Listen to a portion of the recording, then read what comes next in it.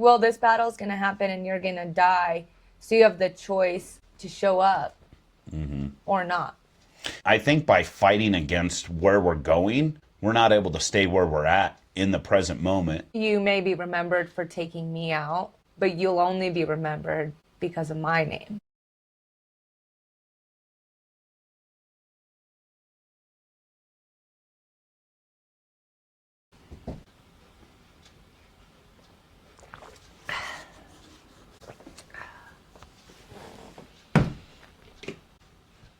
Hey everybody, welcome into Folklore and Flourish. Today is January 30th. We are still in the month between worlds, the seeker crossing the veil. We are in our final 2 days of January. In the fourth week, the return. Today is the blessing for January 30th. So today is the blessing and our theme is sacred farewells. Our 4 stories come from Norse, African, Christian, and Japanese folklore. So we are going to look at 4 stories all about the blessing and sacred farewells, and we will see you after these 4 stories.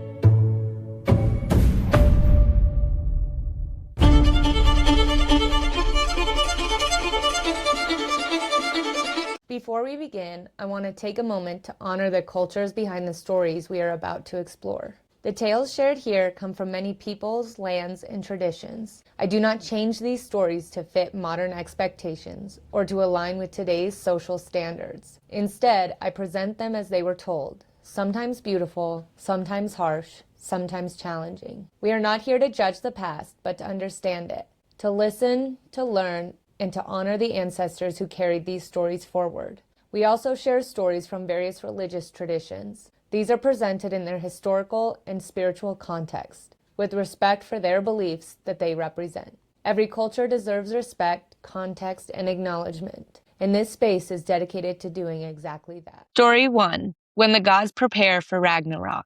In Norse tradition, the end is not denied. It is prepared for. The gods knew Ragnarök would come. This knowledge was not rumor or fear. It was spoken plainly by the vulva and carried in memory by Odin himself.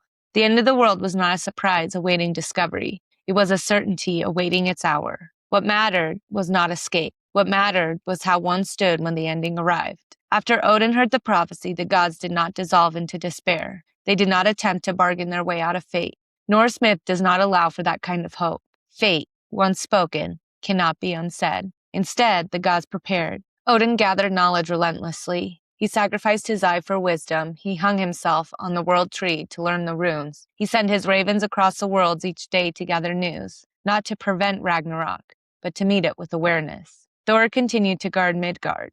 He fought giants not because victory was permanent, but because protection mattered even when temporary. He knew the Midgard serpent would one day kill him. Still, he lifted his hammer each time it was needed. Duty did not weaken because the future was grim. Freyr gave away his sword for love, sealing his fate at Ragnarök, where he would fall without it. The myth does not condemn him. It acknowledges that every choice carries cost. And love, too, shapes how we meet the end. Tyr lost his hand to Fenrir, binding the wolf so that the world could last a little longer. He did not regret the sacrifice. His wound became proof that peace is sometimes purchased with loss. Even Loki played his role, though it led to destruction. Norse myth does not frame him as misunderstanding his part. Chaos has a place in the pattern. The gods did not erase him. They endured the consequences of having bound him. As signs of Ragnarök appeared, winters lengthened. Bonds weakened, brothers turned against one another. Still, the gods did not flee. They gathered their arms, they prepared their halls. They stood ready to face what they had already knew would overcome them. On the day of Ragnarök, the gods did not ask whether the fight could be won. They asked whether it would be met with honor. Each god went to their appointed place. Each faced their destined opponent. Odin was swallowed by Fenrir. Thor killed the serpent and fell after 9 steps. Freyr faced Surtur without his blade. Tyr and Garm slew one another. The old world burned and sank. And yet, Norse myth does not end in silence. After the fire and flood, the earth rose again, green and renewed. A few gods returned. New life emerged. Memory survived. The blessing of Norse tradition is not survival. It is completion. To know the end and still choose courage, loyalty, and duty is the highest form of honor. Ragnarök does not curse the gods, it crowns them with meaning. They did not live to escape the ending, they lived to meet it well. Story 2, the death songs that carry the living home. In many West African traditions, death is not silent. It is sung. Among the Akan, the related peoples of present-day Ghana, the passage from life to death is marked not by erasure, but by accompaniment. The dead are not hurried away, they are guided. Sound becomes the bridge between worlds. When death approaches, the community gathers. This gathering is not morbid, it is purposeful. Elders, family members, and designated singers prepare death songs, melodies learned through lineage rather than written instruction. These songs are not improvised expressions of grief. They are inherited forms, shaped to carry meaning across generations. The songs speak directly to the departed soul. They remind the dying person who they are. They name their ancestors. They recount lineage and place. In doing so, the songs steady the traveler. Forgetting is considered dangerous. To cross without memory risks wandering. The song ensures orientation. Death songs are not always sorrowful. Some are rhythmic and steady, anchoring breath. Others recount humor, bravery, and everyday acts of care. Life is honored without denial of loss. The goal is not to cling, but to accompany. As the songs are sung, the living are also addressed. The music teaches that death is not rupture, but transition. The dead do not vanish. They join the ancestral realm, where they continue to influence the living through protection, guidance, and warning. To sing well is to maintain reciprocity between worlds. After death, funeral songs continue. Drums speak. Call and response chants echo the relationship between community and ancestor. The body is prepared with dignity. The songs ensure the grief does not dissolve into chaos. Sound organizes sorrow. In some traditions, silence is more dangerous than noise. Silence implies abandonment. The death song prevents this. It declares that the dead are not alone and that the living will remember. Names spoken aloud become anchors. Memory is not left to chance. These songs are not meant for performance beyond the ritual. They are not entertainment, they are obligation. To forget the songs is to forget how to send someone onward properly. Such neglect is believed to disturb both the dead and the living. The blessing in these traditions lies not in avoiding death, it lies in meeting it together. The final gift offered to the dying is not reassurance of return, but assurance of belonging. The song says, "You are known, you are carried, you are not lost." Death is not the end of relationship. It is the moment when relationship changes its form. Story 3, the benediction that sends the faithful forth. In early Christian tradition, blessing is not a conclusion. It is a sending. As the first Christian communities gathered in homes, catacombs, and hidden assemblies across the Roman world, worship did not end with instruction or confession. It ended with benediction. The final words spoken were not warnings or commands. They were spoken coverings. To bless was to place someone under God's care as they returned to a dangerous world. The Latin word benediction means to speak well. This speaking was not flattery. It was an invocation. The blessing called divine presence into the line of the faithful as they crossed back into daily uncertainty, persecution, labor, and risk. One of the oldest and most enduring forms of blessing comes from Scripture itself. The Lord bless you and keep you. The Lord make his face shine upon you and be gracious to you. The Lord lift up his countenance upon you and give you peace. This blessing was spoken not to the triumphant, but to the vulnerable. Early Christians lived under threat. To leave worship was to re-enter a world that could not arrest, exile, or kill them. The blessing did not promise safety. It promised presence. God would go with them where the community could not. In Roman Christian practice, the bishop or presbyter raised hands not in authority over the people, but in intercession for them. The blessing marked a transition. Worship did not seal believers inside sacred walls. It propelled them outward as witnesses. The dismissal itself became sacred. Ite missa est. Go, you are sent. From this phrase came the word mass. The ending was not an ending. It was commissioning. The blessing acknowledged that the chapter of gathered worship was complete, but the larger story continued in the world. Faith was not meant to remain protected and eternal. It was meant to be lived, embodied, and carried forward through action. Even at death, Christian blessing followed the same pattern. The dying were commended to God not as lost souls, but as entrusted ones. Final prayers did not cling, they released. They named completion without despair. The benediction did not erase grief, it ordered it. It placed both the living and the dead within a larger faithfulness that extended beyond the moment. Completion was understood not as disappearance, but as fulfillment within God's keeping. Christian tradition teaches that blessing is spoken when something holy has been completed, not abandoned. The final words matter because they frame what comes next. The sacred farewell does not say goodbye forever. It says, "You are sent, you are held, go in peace." Story 4. The ancestors who were sent off with care. In Japanese tradition, farewell is not abrupt. It is guided. Across Shinto and Buddhist-influenced folk practice, death is understood as a passage that requires careful tending. The dead are not expected to find their way alone. The living have obligations that continue beyond the final breath. Proper farewell ensures peace on both sides of the threshold. When death occurs, the household enters a liminal time. Mirrors are covered, loud noises are softened. The space becomes attentive.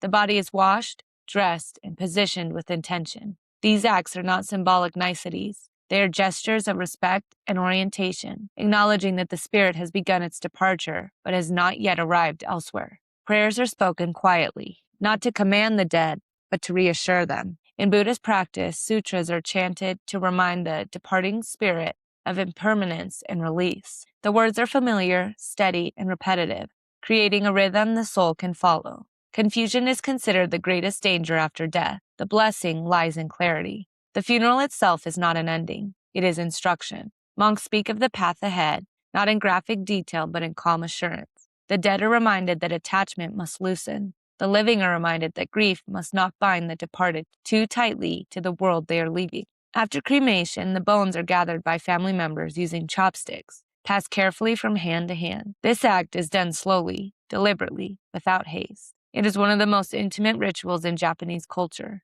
It affirms a farewell as shared work. Even after burial or enshrinement, the relationship continues. During Oben, the festival of the dead, ancestors are welcomed back briefly. Lanterns are lit to guide them home. Food is offered. Names are spoken. At the festival's end, lanterns are floated on water or carried away, signaling that the ancestors must return to their realm. The farewell is repeated. Blessing is not a single moment. It is a practiced remembrance balanced with release. The ancestors are honored, but they are not clung to. To cling too tightly risks disturbing the boundary between worlds. To forget risks abandonment. Proper farewell walks between these extremes. Japanese tradition teaches that completion is an act of care. The dead are sent onward with gentleness. The living are left with memory that does not imprison. The blessing rests in knowing when to hold close and when to let go. The chapter ends not with severance, but with grace. The ancestors depart knowing they are remembered. The living remain knowing they have done their duty. All right, everybody, welcome back in. Hope you enjoyed those 4 stories. Today, January 30th, the blessing, our daily thread is, across these cultures, endings are not failures, but fulfillments. The Norse gods meet Ragnarök standing, not fleeing. West African death songs carry the soul, so it does not cross alone. Christian benedictions send the faithful outward, not backward. Japanese rites guide ancestors gently from one realm to the next. Each story teaches that completion is an act of reverence. What ends well blesses what comes after. Our lesson today was that completion is holy. So completion is holy for our sacred farewells and the blessing today. Story 1, we kind of see that all of them knew that they were going to perish. Well, most of them knew that they were going to go and the ending was coming, but they chose to show up anyways. Who are they fighting? The like monsters and stuff. And they knew they were going to die, but then the other monsters died at the same time? So the vulva, what we read the other day, how Odin got that prophecy. Mm-hmm. And he knew that the end was going to come. Several of them, we can dig more into that prophecy itself. I don't know exactly word for word what it was, but they knew a lot of the beasts that were going to come. Mm-hmm. Like Fenrir, that's why he was chained up. That's why Tyr offered his hand so they could trick him to chain him up. Chaining up Fenrir, though, only made him stronger. It made Fenrir stronger? It made the wolf stronger because he was building his strength while he was there, his anger, his ruthlessness. He's like, okay, well.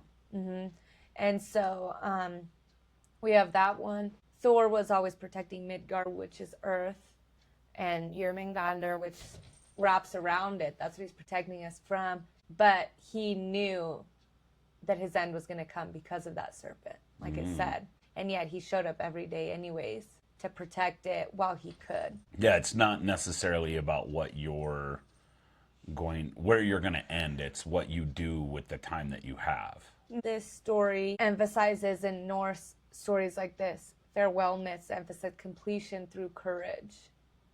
They all knew what fate had in store for them, but they also went in hoping and trying to bring down what brought them down too.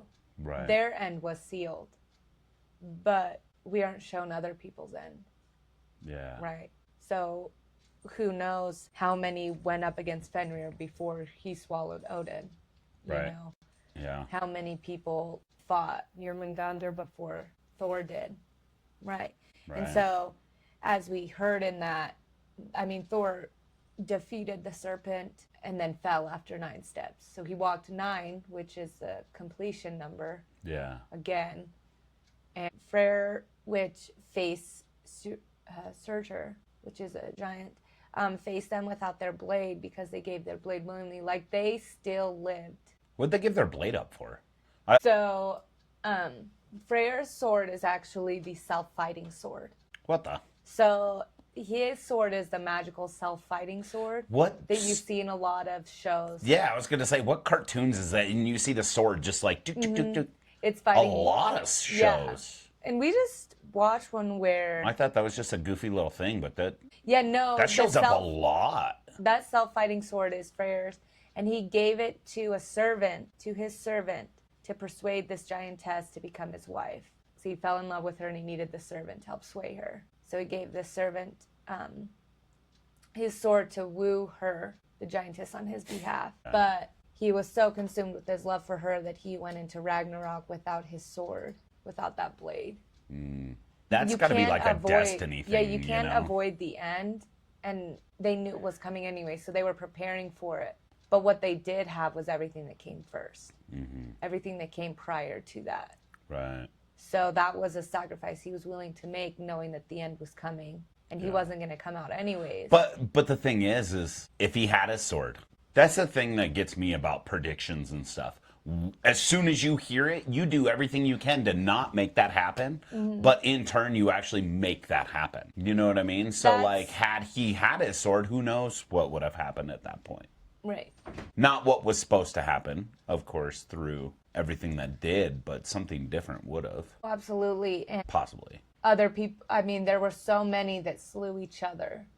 And we see that the sacrifice for your, like sacrificing yourself to win. You see that in a lot of movies too. Right. The Hobbit. Thorin Oakenshield, right at the end, was fighting that final orc, right? And he knew he was already home. You know, he's fighting for his home, but it was his people too. There was no home without everyone else. And so he did what none of the others could do. All of these beings, they knew that they were going to meet their end, but they chose to show up because if not them, who? Right. And Thor, yes, Thor died, right? But the beast that he took down before he died, he was like, he played his part. And that's what they all knew, just like it said, they all went to their appointed places. Yeah, they knew all just... who they were facing. They knew all of it.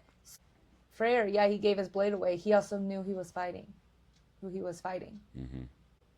They went in prepared. They also went in prepared knowing the outcome. And the outcome was out of their hands. Unless that's why he did give up his sword, because he's like, you know what, no matter what, if I do or don't have this, I just got to complete what I need to complete. And I guess if you look at that and you're like, it's going to be the end, I don't want to have any excuses to why I didn't live this life the way I wanted to. I didn't get the love that I wanted to, the happiness, the joy. And he was like, you know what? I want this love. I don't care what it costs me. That's kind of how that one feels to me. Odin knew that this was all going to happen, right? And reading it and looking at it, you're like, wow, Odin just gets swallowed up. Like this all-powerful all-father, right? Odin, being like one of the strongest in any mythology, any folklore, just gets swallowed up. Like that's just the end of his story. How many things do you see get swallowed and they cut from the inside? So this is, I think, why is the son, his son, Vidar, avenged Odin by killing Fenrir. So when he saw Odin swallowed up, he was so enraged. You know, he was already strong. He used his strength in a special boot, so like made from scraps of leather and all this stuff, to rip the wolf's mouth open. So he ripped his jaw apart. That's how Fenrir dies. But this is one that uses his strength, and he holds the lower jaw down while grabbing the upper jaw with his hands. So he holds it down, like steps on with it his type boot, of thing. And he's like, and then just rips it off. so it was a wolf that ate Odin. Yeah, it's the. Was it a giant wolf? It's Loki's wolf, Fenrir.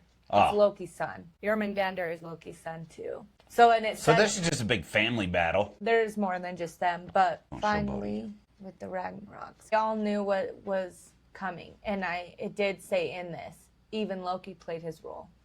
They did not frame him as misunderstanding his part or that chaos is just destructive. It has its purpose. Right. Odin knew.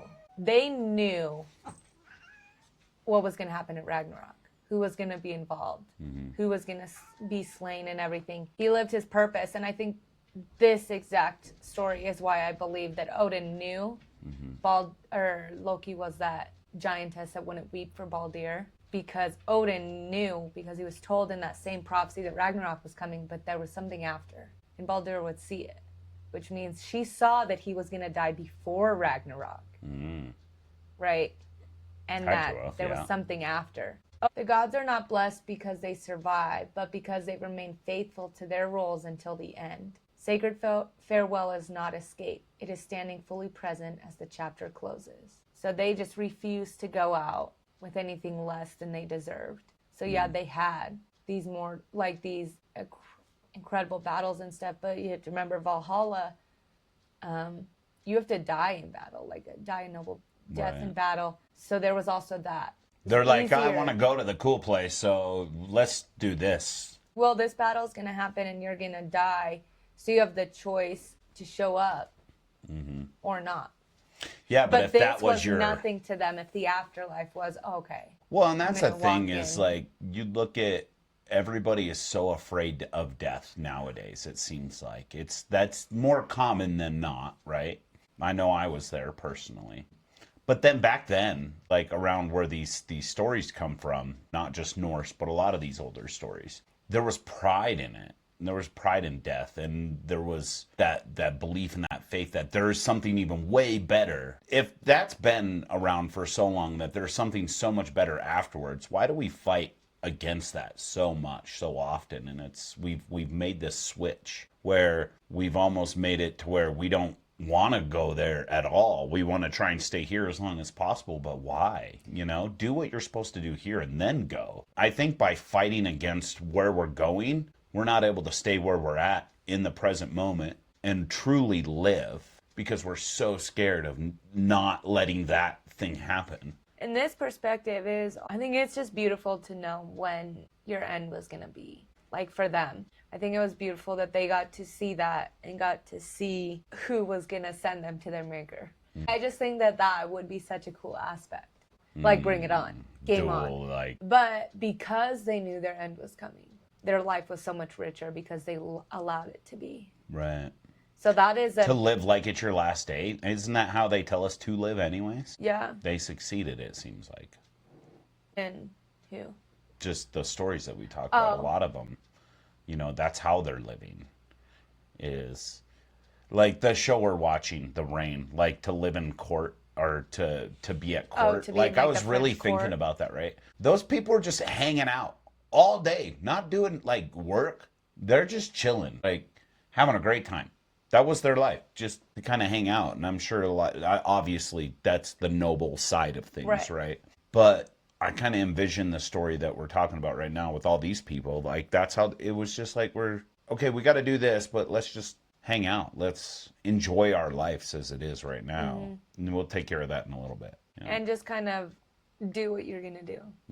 Because to have any choice be influenced by what's to come will just ensure that it comes.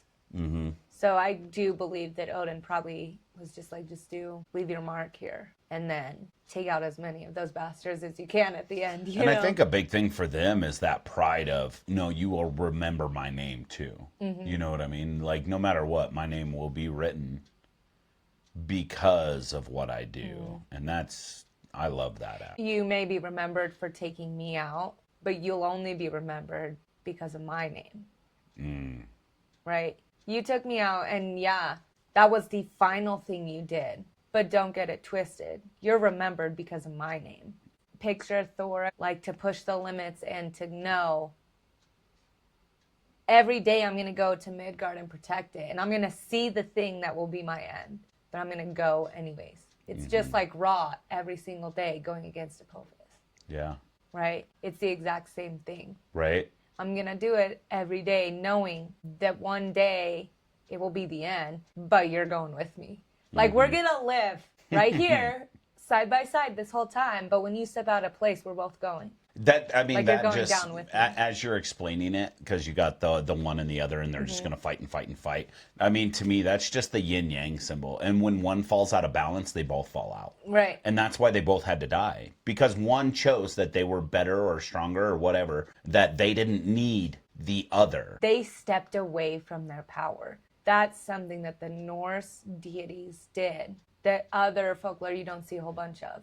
You do in some, but I'm specifically thinking about the Greeks. We know that the Greek gods and goddesses like their hands in every cookie jar, right? They're so involved. The Norse gods went into battle to protect all of us, right? To protect those that couldn't protect themselves. They went in knowing that if I die here, I no longer have power, I'm no longer whatever. They still did it. And Thor, knowing that I could have ran away and ruled this earth, like I could have dominated, but I'd rather fight all these demons now with the help of my family than to be running away and being the last one tracked down. Yeah. Moving into the second one, death song traditions emphasize farewells as accompaniment. We as the living are singing you into your afterlife. We are helping you find your way and making it so you don't feel alone, and that it's not release into nothingness, but guidance into a continuity. So that isn't the body. They're singing your soul home. And I really liked that right after we have this war and battle and things were dying, we get the, okay, but here's the after. Yeah. And I know that there are Norse songs of battle. There are battle songs across any culture, but this one just kind of reminds us to take a breath and that it is our duty to send them home. And we do that with funerals. That's exactly what funerals are. All of our folklore and cultures are different, yet we all believe that there has to be a send-off.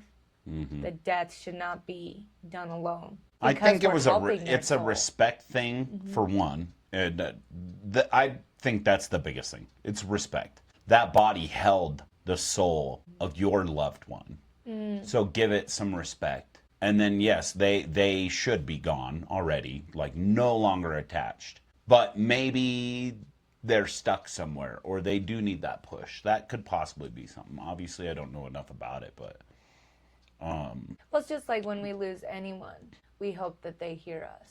I think funerals are more for the living than they are for the dead, no matter what. No matter where in history you're talking about, 1,000,000% it's for the living and not the dead. I think that the music is for all souls. Yes, I think that's that connection. One thing where it does connect back to us. Because it's the energetic thing, right? They're gone, they're not in their body, right? Then you do this music, and now you're almost tying. Like, you're over there, I'm over here. Now let's have this tie to us because it can. Well, and then it's the one way that the dead can reach back. Yeah. And it's when you get that lip quiver, or you're like, ooh, that song. Or you'll be listening to a song and you'll see something that makes you or them pop into your mind, and you're like, oh, that was you Thanks. It's Now I'm because lip it's quivering. frequency. Yeah. So when we send people off with these beautiful melodies that push off healing and thanks and gratitude, it's like, it just picture like this spiraling little soul going off and being happy like the fairies. You Yeah. know, we get to go off and we were remembered, but the song ensures that the final crossing is witnessed, remembered, and honored by the living. So exactly what you just said. Okay. So it is, but it ensures that not just for us, but like you. Yeah. You know. Well, and you're showing them that respect, and it's beautiful to be able to do that. To be like, you meant something, so thank you. This third one, the benediction one, that's where it comes back into that cycle of you're not coming back to God as lost souls. You're coming back as entrusted ones. Because you were down there doing what you needed to get done. And we've talked about this many times, regardless of what you believe, is after you're facing it. Yeah. They're seeing every aspect of you. They see the good and the bad. They see what you don't see. But what is so They see your thoughts beautiful about when it's that quiet. is you don't have to be afraid anymore. You've seen everything. You've seen how I can be during this. And that, I really think, is what marriage is. You know, like that relationship. I think that's what God intended. There should be no one that knows you better than God. And no one can know you better than God. Because even Right. when we describe ourselves, it's hard. But how do you find God if you don't look for them in your partner? And how do you look for them if you're not saying, here's the potential I see you at, when you're not living up to it? This is why. This is what I see. This is where you could be. This is what you could be doing. And that's where you could be is. You could be performing here. This is what you're capable of. But to also see their grace and to be able to help push them in the direction where that can grow rather than I need you to be better. It's here are all the ways we're going to do it. But to also see someone and to acknowledge that we are like emotional beings.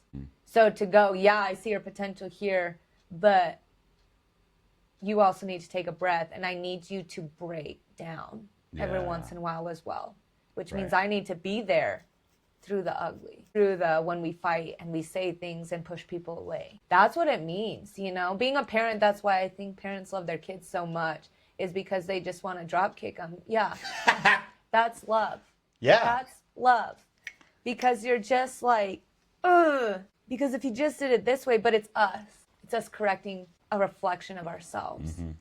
Because we finally are seeing the potential that was in ourselves, but we're trying to harness it through others, where that's what partners are supposed to be for. Right. I think that's what marriage is. To find God, to meet God, you must meet your person, honestly. You know, and that starts with meeting God and meeting yourself first. Yeah, and if then you don't know going yourself, forward. how are you going to know anything else? Right. And sometimes that's what marriage is too, is your partner helps you learn who you are. Right. Sometimes we don't know every aspect of ourselves. We're constantly changing beings. That it would be foolish and it would be so sad to not change. We learn all of that through our life though. Yeah. We learn all of these things and who I'm going to be, who I'm going to be as a partner, and we are returning back entrusted. Because we think that the only person we have to worry about is people that will hurt our feelings here. You cheat on your spouse here, okay, you might get a divorce, you might, you know, it's going to be tough. You'll make it through, whatever the reason may be, you'll make it through. But God doesn't care about your reasons. He says, you made a vow to me, which means you don't care about me. Yeah. Your word? Because I am Your word them. means nothing. And I Right. watched a video the other day, a CEO, she fired 2 employees that were sleeping together. And she was probably upper 20s, young 30s. She was probably about my age, right? A lot more wisdom. You could definitely tell she was raised in the business city flow of things. Like she was just very articulate. I really liked hearing, I didn't even know who she was anyway. She was a CEO doing this interview. She fired them for sleeping together. People were like, okay, well, it's kind of, was it on grounds? Yeah, it was on grounds. And she said, but I would have fired them regardless if it would have been on our property or not. And people gave her a lot of backlash for this. And she said, here's why. They were both married. Not to each other. If you can't be trusted with the thing that you hold most dear, you are a liability in my company. I like that. She said, I will never have a cheater here. Because if you can't even walk home and be honest to them, why would I trust you with your work? You're not even being trusted with your love, with your passion. And she did say that. She's like, I don't care if it would have been here or at their house. I would have fired them anyway. I love that. I'm not trusting people. She said they are liabilities, and any CEO should see them as such. Ooh. If you are willing to cheat on the thing that matters most, to be untrustworthy, allegedly, to something that you vowed for, that your makes work shouldn't be so your top much priority. sense. That makes so much and sense. she was even saying your work shouldn't be your top priority. So if your home life isn't, we have a problem. Wow. Ooh, I like that. And even that's more. a line that she didn't. Who is this? I didn't know. I don't know. It was just I've been following this guy that does interviews with CEOs.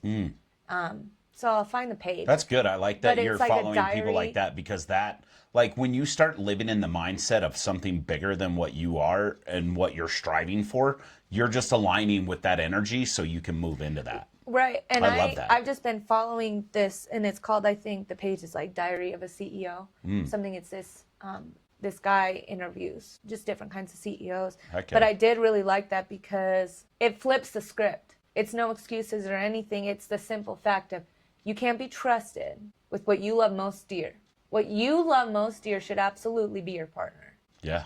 Right? I was You talking to somebody about chose them. at work. I was talking to somebody about that, like even above your kids, and I was like, as much as you might agree or disagree, but it's supposed to be your partner. And that's what it is, and that's what she just stood for. I'm the CEO of my company for a reason.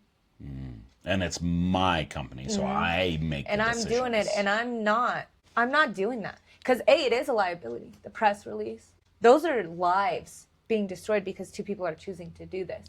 And it is a liability of, And it shows on your you're company. showing this in your company, but yet this is happening and you knew about it. Oh yeah, I knew about it and I ended it. Yep. I ended their employment here. Their personal life is on them now, but they are not. She said, I do not want people like that representing my company. I love that. And so if you're going to stand there that firm in that, it's also like, yeah, that's someone that they believe what they're saying. You Right. know? So you don't act like that when you have secrets to hide. You aren't that bold to say it doesn't matter here or there. Because then as soon as something's found out about you, you're done. Right. So that's someone that, no, you got to practice what you preach. And that there's no room for beating around the bush. I don't care who it is. You crossed a line that we don't stand for. We don't have that anymore. Because if you're someone I like, though, might be able to let it slide. If you're someone that's beneficial, might be, no. She didn't even go into who it was, how important they were. They were done. They were gone. That part. And I loved that that's how simple it was. And it was not, well, they were this or this. Well, do you think that you should be involved in their yeah. If As it's the CEO, something that if it's something that will belongs reflect to on me, me. Yep. She was just so unapologetic. I loved 100%. it. It goes back to that saying, your company or your country or your whatever the saying is only as strong as its weakest link. I'm sorry, there's your weakest link. And the benediction, too, the holiness through completion, not abandonment. She didn't abandon them. She completed. That ended their cycle there. That ended their influence there. So it wasn't, I'm giving up hope on you. No, I don't stand for this. You know? And so also remembering that there is a time where things need to be complete before it does start getting toxic. It does start getting, we forgot what we're doing here. Yeah. But the benediction, I love that the sacred farewells are not goodbyes forever. You're sent, you're held, and go in peace. I love that second part it said, you are held. Okay, so you're held in our hearts. I've never thought about it like that before. When someone's gone, or even when they aren't dead, like they don't have to be dead to be like missed. You don't have to glorify, either. But when I miss someone, it feels like my heart is holding them. We get that heartache. And I think it's because it does hold them.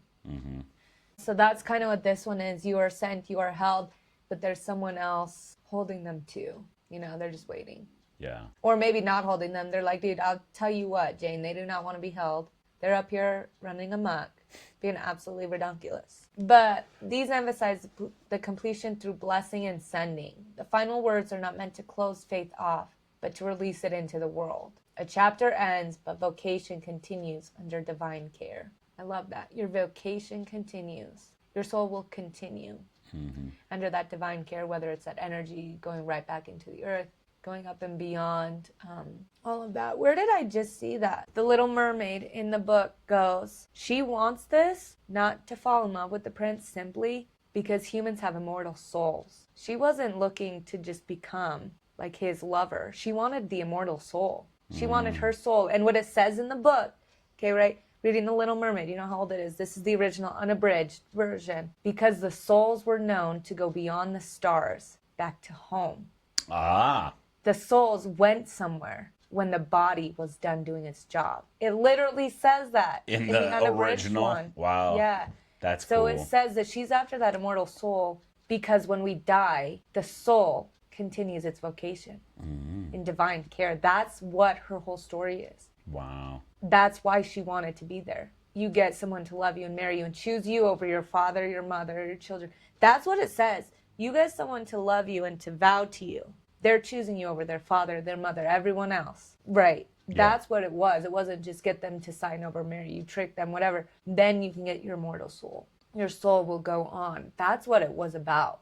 But I love how old that is, that the soul went, it said, to a place beyond the stars. That's beautiful. And it continued. So that's actually what the story is. And I don't know why, but that makes me love it even more. And then our last one, the ancestors who are sent off with care. This Japanese one goes into the funeral itself is not an ending. It's an instruction. When I read that, when I was listening back to it with you, I thought of it as, we love this person, and we're instructing you, divine being, to take care of them. Like, I just loved that. This is how much they were loved. When someone sends you off, they're saying, hey, this person mattered. And I just love that. It said in the Japanese one that funerals were an instruction. I go on, take care of this person or else, even though we're just like humble. And I liked that within all of these stories, it's not just sad. Yeah. There is humor in it. And to go, yeah, well, people use dark humor to get through. Yes, they do. Get over it. Yeah. Dark humor is used. Sarcasm is used. I can't tell you how many times I was told sarcasm was a killer of teachers. All you do is make kids feel like crap. My kids loved my sarcasm. Yeah. Was it rude? No. But was it silly when they were saying silly things? Yeah, it absolutely was. That dark humor, we don't need to start telling people, oh, face your stuff. That is how I'm facing it. Yeah. Everybody does something their own way. And myself, as someone that has trained people in jobs, in multiple different jobs, every single person, for the most part, learns their own way. So you have to have multiple ways to teach them. That's just like what I was saying with the religions. Yep. You got to have something where that one person will understand what you're saying. Because I could say the same thing to 100 people, and out of those 100 people, I'll guarantee you there is a split, and they all heard something different. Right. And so if we expect people to learn differently, then why do we have them give the same outcome? Exactly. There's so many different ways to learn, but I want you to choose between these three things to show me how you did it. Yeah.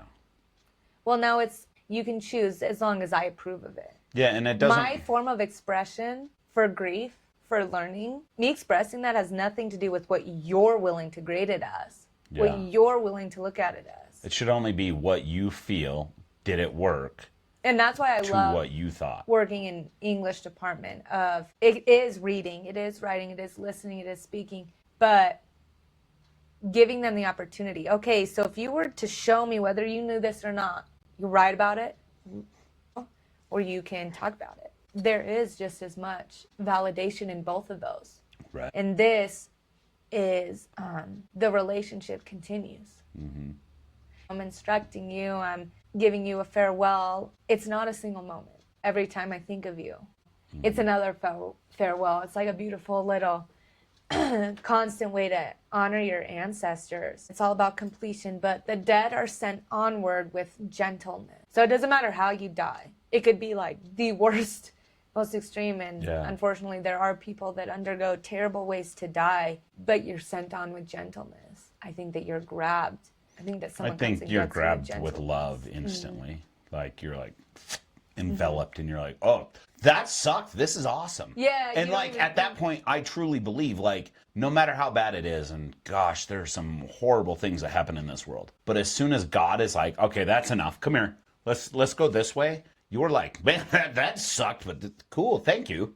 Appreciate it. And at that point, you're not looking at it with the same type of human judgment. You're like, oh, I get it. I'll guarantee you there's a reason. When you look at that after you're gone to the next place, it'll make more sense. But me as a human right now, I can't tell you what it's. Well, I could make up the craziest story right now, and maybe part of it's true, maybe it's not. I Who feel knows? like it's gonna be almost like as funny, a funny thing that I think it could be is in Disenchantment, if any of you have seen it, when Jerry's with God.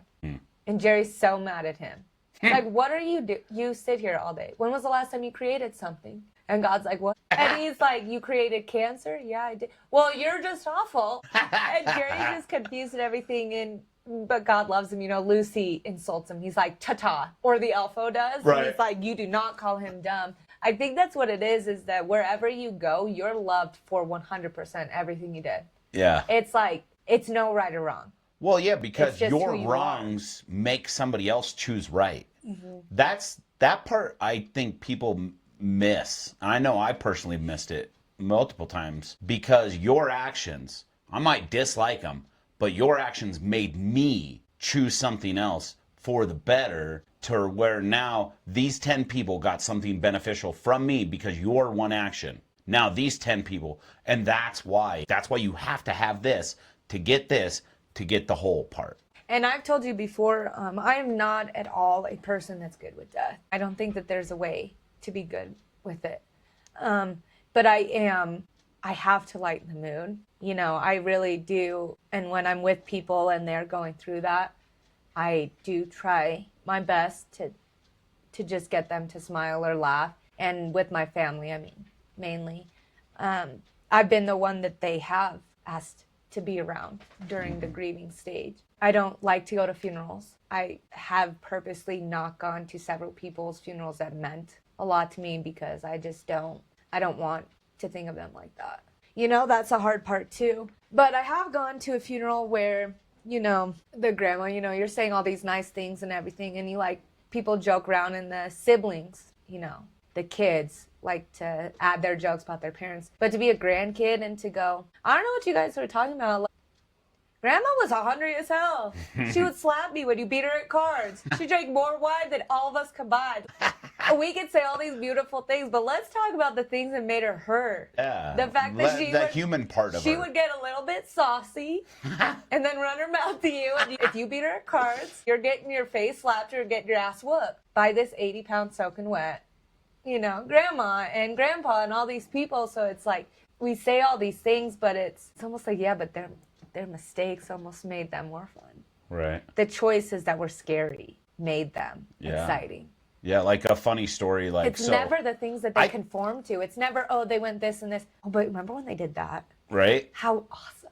Yeah. The rush they must have felt. I remember my grandma, for being a grandma. I was little, but then I hear stories from my dad of, they earned it, but her chasing them around the house with a hose, whooping their butts. Right. Because, they did some stuff they definitely shouldn't have done, and my dad probably knows exactly, if he ever listens to this, why they got chased with a hose, and they got their butts whooped. Obviously, totally different probably time. The same reasons you got chased with the hose. Well, He's probably looking at this like... Yeah, but it's funny, because I have this vision of this, nice old lady, and my dad's like, she whooped my butt. But then that's the same thing. Like my mom. I'm like, I wouldn't want to bite my mom. Mm-hmm. But then my girls are probably like, oh no, grandma's great. Yeah, people are human. And those human aspects are why we're here to appreciate them. There are other things we don't know about them. Yeah. Our need for judgment isn't necessary. It's also, it doesn't matter when you look at these things either. Because I may think that it's super annoying that you do this, but that may be something I think about at your funeral too, and then I'm going to laugh. Yeah. So I'll be like, how stupid. These 4 stories, they're not about clinging on for dear life. The most beautiful thing about life is that it ends. Yeah. Time ends. Your moments with people end. Your sports end. Things that are everything now will end eventually. Yeah. And that's what makes them so much more meaningful. Because to carry on and be drug out, that's not what it's about. It's about things don't have meaning love. without end. If it lasts forever, then who cares about it? So if because it's always going to be there. And that completion is holy. right, in any aspect, but it needs to be complete. And that's why there's so much taboo around immortality. Yeah. And it's, well, we're scared of death, but I don't That's know. because we That's make ourselves afraid of it, The same though. thing as choosing the lesser of two evils, or I'd rather deal with the devil I know. How many people are dealing with the devil they know, and it's an angel that's waiting on the other side? Yeah. It's something great. And I don't like that. Completion is holy. Letting go. Our reflection today is, what chapter in my life is ready to be honored and released? That's the thing too, is when we step out of things and we're happy or we're angry and it's just done. Think that there is sometimes where there should be celebrations. Celebrate you made it through. Celebrate you did it. Whatever it may be, but to honor them and then put them to bed, rather than so many times in the world that we see, we're just like, okay, well, that's done. I don't want to hear about it anymore. But it's not fully honored and released. And that's a huge aspect. So what chapter in your life is ready to be honored and released? And then we are going to speak one sentence of gratitude aloud for something that has ended. So we're going to specifically look at something that has ended in our lives, and we're going to speak aloud a sentence of gratitude. Whenever we do these kinds of things, I like to make sure that I say the word grateful. I am grateful. It just helps with the way it feels. It makes it more intentional when we speak it out. So what chapter in your life is ready to be honored and released? And then speak one sentence of gratitude for something that has ended. Not something that's about to end, not something in the middle of ending, but something that is ended. Gotcha. And that's important because we want to step away from it. How many times you've said everything happens for a reason? Okay, now it's time to honor that reason and to let it rest, to let it go. Because that idea is going to be held by something else. You don't have to be the one holding it anymore. Right.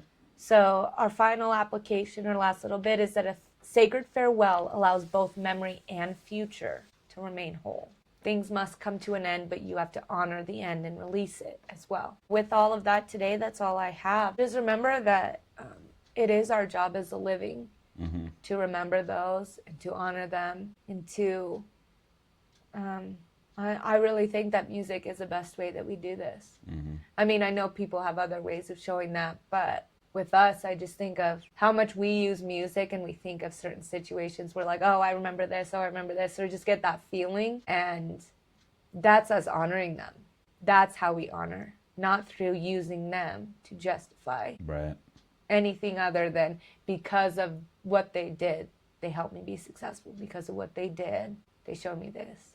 So we're going to speak one sentence of gratitude for something that has ended today, and then look back and think, what am I ready to honor and release? And maybe we write that down. It'd be kind of cool to write that down as if it is your final page turning, and then you can throw it into a fire. I love fire because it just fresh. Everything's new. Anyways, that's all we have for you guys today, and thanks for joining us. Thanks, guys. Bye. Have a good one. Love you.